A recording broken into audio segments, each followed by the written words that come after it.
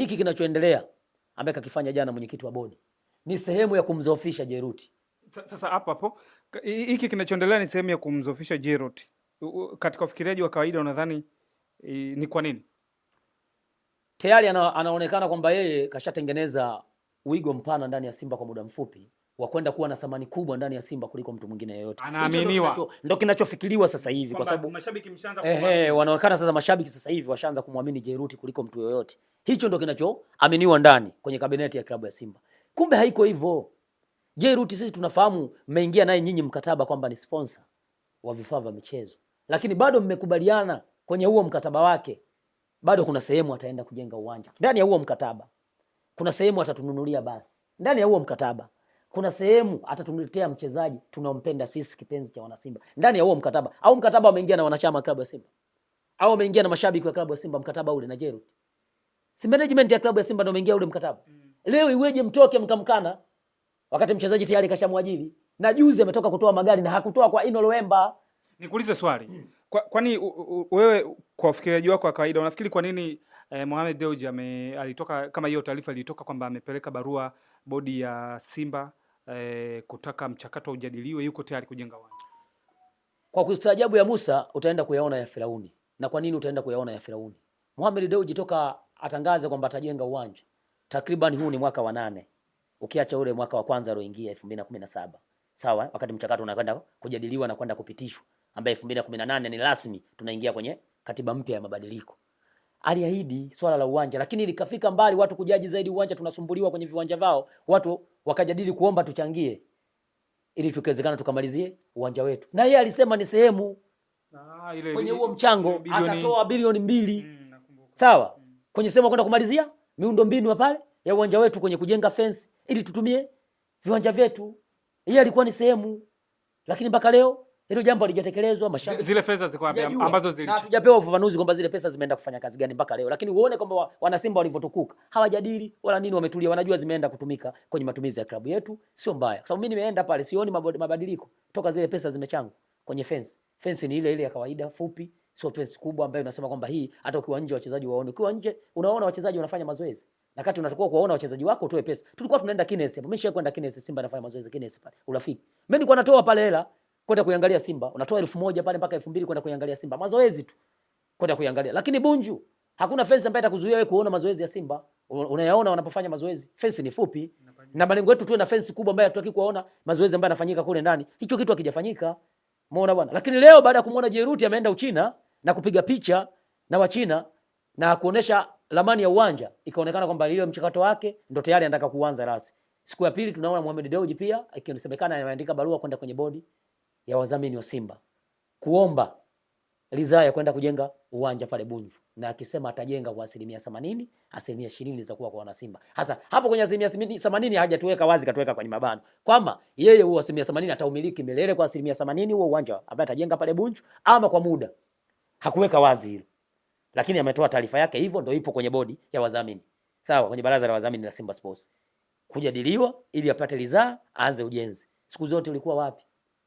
Baada ya kuona mwenzako kapiga picha tu na Wachina, wewe siku ya pili unakuja unazua taharuki. Sasa majibu tumeyapata jana kwa Clatous Magoli kwamba anafanyiwa kila aina ya iana, kila aina ya figisu ili mradi Jeruti arudi nyuma kwenye yale makubaliano yao kwenye mkataba.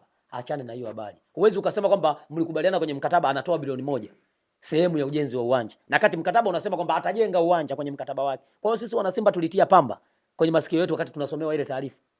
Sababu kwenye mkataba sisi hatukuwepo, hatukuhusika. Si jukumu letu kuiona maendeleo ndani ya Simba, tunategemea viongozi wetu mliosimama mbele. Leo kama nyinyi wenyewe ndani mnapingana, tutafika? Kama ndani tu wanapigana shoti wenyewe, tutafika? Tunaamini Simba kuwa ni moja.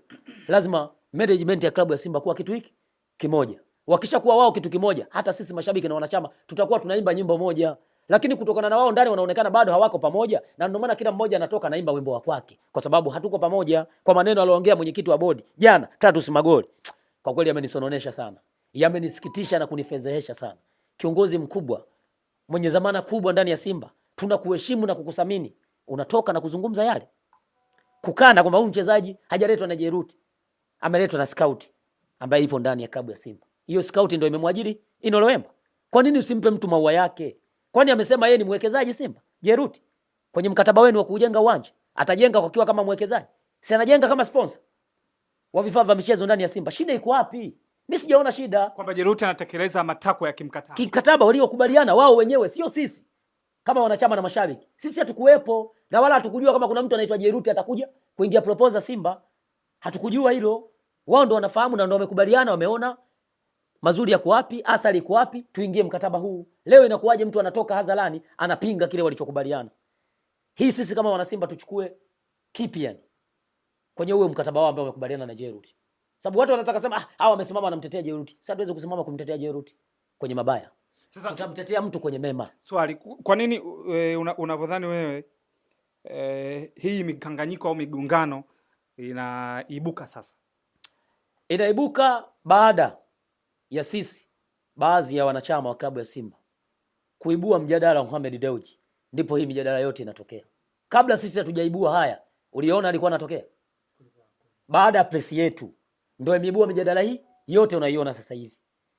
Ametoka waziri wa michezo, amemwamuru mwenyekiti wa kamati ya mwenyekiti wa nini wa baraza la michezo alimaliza. Tena alikumbe alimpigia simu anataka kukutana ofisini kwake. Alimwambia hadharani, sitaki uje ofisini kwangu. Sawa? Ili swala liko ofisini kwako, naomba limalize mara moja. Usiishe huu ulikuwa mwezi wa 3, usiishi. Maana nataka ile jambo lifanyaje? Liwe limekamilika mara moja. Lakini ndani ya siku 2 ya 3 jambo linaenda kukamilika. Kwa hiyo lilikuwa linakusanya linacheleweshwa tu, lakini lilikuwa tayari limeshawiva. Ila jinsi ya kutoka kulifanya liwe official ndio ilikuwa issue. Lakini baada waziri kutamka siku 3 mbele, jambo limekuwa hadharani na limekamilika. Kwa hiyo watu wanakwitwa navyo, lakini wanakaa navyo, wanashindwa kuvikamilisha kwa wakati. Yaani vinawezekana. Baada hapo tumeona siku ya 3 yake wanaitisha press Clatous Magoli pamoja na Mumtaza Mangungu, viongozi ambao wapo ndani ya Simba, kila mmoja kwa nafasi yake, wamekuja na wale watu ambao wa makampuni wameingia nayo mikataba. Wamekuja kutuonyesha na mikataba yao wametuonyesha pale kwamba hawa ndio wataenda kutengeneza jezi kadi za Simba za elektroniki. Sawa, sio za makanjanja yani. Official wametuletea kwenye press kujulisha umma. Na baada ya pale wametuambia tarehe 27 Machi zoezi linafanyaje? Linaanza rasmi. Na lilivyofika tarehe 27 Machi, Simba wameposti kwenye peji yao, tukae tayari. Baadaye usiku wametoa taarifa yao. Kadi zinaenda kutoka. Sasa hivi ni kwa 81%, maana zoezi limefikia 81% kwenda kukamilika, kadi kufanyaje? Kuanza kutoka. Kweli. Hawakutoka na kuzungumza, lakini waliposti kwenye peji ya klabu ya Simba, wana Simba kuwajulisha kwamba kile tulichosema tarehe 27 Machi kadi zinaanza kutoka. Tumefikia 81%. Wengine wanasema 81% maana kadi tayari watu washaanza kupata. Hapana. Yaani ule mchakato umefikia 81% kwenda kukamilika. Ina maana hata jana alitoa ufafanuzi kwamba kadi zinaenda kutoka.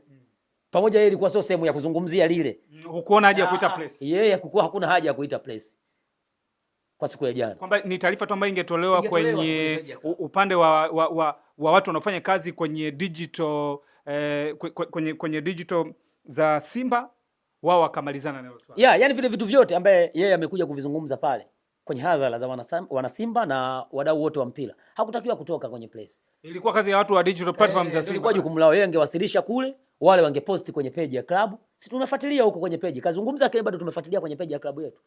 Hoja ya anayesema kwamba Jeruti hapewi thamani kama mdhabuni, na wala ukisema utafute kwenye peji ya Simba huoni lini mara ya mwisho hata walimposti kama mtu ambaye wao ndio wanawazalishia vifaa. Hoja yake unaiona na mashiko? Hoja ina mashiko. Ndio maana nimesema anaenda kudhaifishwa. Yaani apunguze kasi. Na kama anaenda kudhaifishwa, ili kuwaje mpaka mmekubaliana naye kuingia mkataba wa swala la uwanja na swala la mchezaji, na mnajua kwamba hivi vitu vinawezekana vikaleta athari mbele ya safari? Si mngekataa? Yabaki tu kwenye kutengeneza vifaa vya michezo, si basi? Kungekuwa na issue ya kuzua taharuki sasa hizi.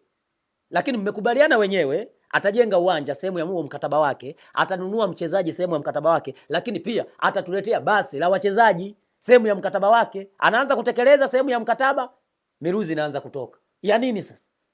Mnatufundisha nini sisi mashabiki na wanachama? Tushike wapi? Sisi tushike wapi? Na press ya jana ametokea mwenyekiti wa bodi na CEO wa klabu ya Simba, mtendaji mkuu wa klabu ya Simba, lakini mtendaji mkuu wa klabu ya Simba hajazungumza hata neno moja kwenye ile press. Ina maana yeye amebeba tu suti ya Clatous Magoli. Kaa hapa nilinde kama bodyguard wake. Yaani amekuwa kama bodyguard wa rais. Anapozungumza rais yeye anakuwa nyuma yake. Kwa hiyo mimi rais naongea, kwa hiyo CEO alikuwa bodyguard wa rais jana kuzungumza pale wa club.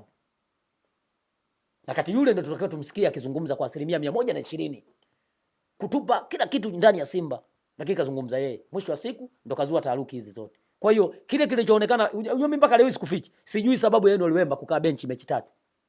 Na hii ya 4 pia hakucheza na akalikuwepo kwenye sabu. Simba unaiona kabisa inahitaji ushindi, lakini kocha akafanya sabu moja tu. Na yule mtu yupo. Na yeye wakati Suleiman Mwalimu yuko na adhabu, yeye ndio alikuwa anacheza kwenye ile position. Na hata kabla ya adhabu ukiangalia ndio alikuwa anamtumia sana yule kuanza, afu Mwalimu anatokea sabu. Hata mechi ya dabi Mwalimu alitokea sabu. Alianza Ino Luemba. Wote tunajua hilo na kazi yake tunaiona uwanjani, lakini mechi kubwa kama ile hatumuoni. Na tukupewa taarifa kama alipata injury, labda imemfanya kae nje kwa mechi zote 3. Hakutoka hiyo taarifa, au uliona kokote kwenye peji ya klabu? Au uliona hata daktari alizungumzia kwamba Ino Luemba anaumwa? Ulishai kuona? Lakini ukitaka kujua kwamba wana Simba tuna discipline kubwa, hakuna hata leo jaji. Ulimuona kuna mwana Simba kajaji kuhusu Ino Luemba kukosekana kwenye michezo 3? Na huu mchezo wa 4 pamoja alikuwa sababu hakucheza. Kuna mtu umesikia kajadili? Wana Simba tuna akili nyingi. Tunajua tunakataa kujadili, kuzua taharuki, kuwapa maneno upande wa pili wakaanza kuzungumza. Tukashindwa kufocus na kile tunachokihitaji, na ndio maana tumeamua kukaa kimya kuiona timu yetu inaenda. Lakini leo mwenyekiti unakuja kutudhihirishia kwamba yale minongono inayozungumzwa na upande wa pili ni ya kweli, kwamba Ino Luemba hapewi nafasi ya kucheza katika hii michezo 4, kwamba kuna vitu vinaendelea ndani. Manake kile alichozungumza jana inathibitika ni wa kweli, kwa sababu kamkataa jana Jeruti kwamba hajamleta yeye. Kwa hiyo inasemekana kwamba Ino Luemba kuto kucheza, inaonekana kwamba ni kweli kuna bifu pale ndani. Bwana, tumezungumza muda mrefu Mnandi. Sasa tumalize hivi. Mimi nimezungumza na wewe kama shabiki ambaye unawakilisha mashabiki wengine. Yani hapa niko na wewe peke yako shabiki wa Simba, siko na wengi. Sasa wewe unawaambia nini mashabiki wengine wengi, wewe kama sauti? Mimi kama mwana Simba, mwanachama wa klabu ya Simba, mwanachama halali, lakini pia na wanachama wenzangu wa klabu ya Simba, niwaombe tu kwenye hiki kinachoendelea, tunaomba tusiingie kwenye mfumo. Tunajua mwenyekiti wetu ameteleza wa bodi kuzungumza haya aliyozungumza jana, tuyaache ndani ya management. Watamalizana wenyewe. Sawa? Kesi ya Ngoswe inamaliza na nani? Na Ngoswe wenyewe. Sisi kama wanachama na mashabiki, akili yetu yote iwaze kwenye michezo yetu ambayo iko mbele yetu sasa hivi. Hasa hii mitatu ambayo tunaenda kucheza pale Arusha. Ni michezo migumu sana. Yaani kupata alama 6 kwenye michezo miwili na kushinda mchezo wa 3 wa FA sio jambo rahisi. Tunawezekana tukateleza kwenye mchezo hata mmoja hapa ama miwili. Kwa hiyo lazima tupambane kuhakikisha kwamba tunavuna alama zote 6 na pia tunavuka hatua hii moja kwenda hatua inayofuata kwenye CRDB Bank. Hiyo ndio mipango yetu na akili yetu iwaze huko na ilale huko. Kwenye huu mijadala ambayo inaendelea sasa hivi tuachane nayo, kwa sababu timu yetu kesho inacheza. Tukiendelea kujadili mijadala hii tutatoka kwenye reli, wenzetu wanafanikiwa, wanaendelea kusherehekea. Tumeona pale jana wamelisimamisha basi la Azam. Au hujaona mtandaoni ile? Wamesimamisha basi la Azam na wakilishangilia. Inna lillahi wa inna ilaihi. Msiba mwingine huu. Ukiacha uliotokea kwenye presi yetu inahusu Simba, maendeleo ya klabu yetu, lakini pia tukio ambalo limetokea safari ya Dodoma ya Azam kwenda kucheza na Mbeya City. Watani zetu wakawazuia njiani. Basi la Azam likazuiliwa na mashabiki wa Yanga. Sauti yake ngoja nikuwekee. Mimi ninayo hapa. Wamezuia na Mchome akiwemo. Asante sana. Asante baba. Asante tena.